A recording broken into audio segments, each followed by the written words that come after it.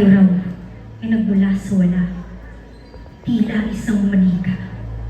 Binihisan ng damit na magara. Pinatungan ng buhok na mahaba. Ginuhitan ng mga koloretes sa mukha, ginawa tayong manika. Na para bang sila ang nagbibigay sa atin ng halaga.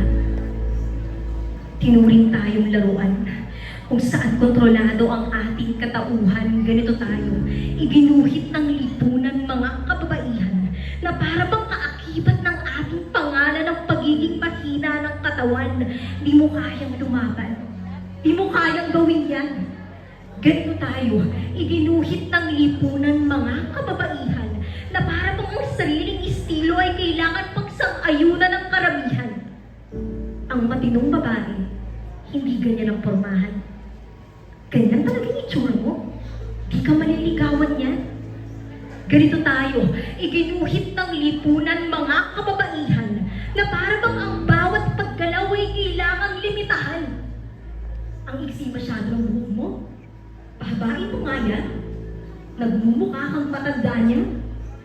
Ganito tayo, iginuhit ng lipunan mga kababaihan na para bang ang kagandahan ay kanilang tinitiktahan. Ang kapal naman masyado ng make-up mo. Bawasan mo nga yan. Baka hindi ka naman igawan yan.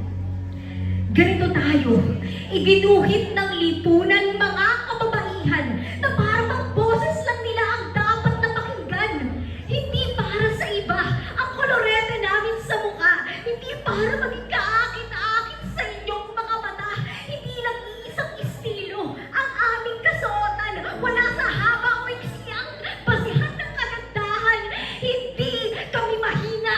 Kaya namin makipagsabayan. Hindi kami duwag. Kaya namin lumaban. Hindi kami manika. Huwag niyo kaming biisan. Hindi kami naiiba. Hindi namin kailangan ng inyong dikta. Kaya lipunan, kami na ang bubura. Kung paano niyo kami iginuhit sa inyong mga mata. Hindi lamang to laban ng isa. Laban namin to ng sama-sama para sa karapatan, desisyon, anyo at respeto ngayon dito.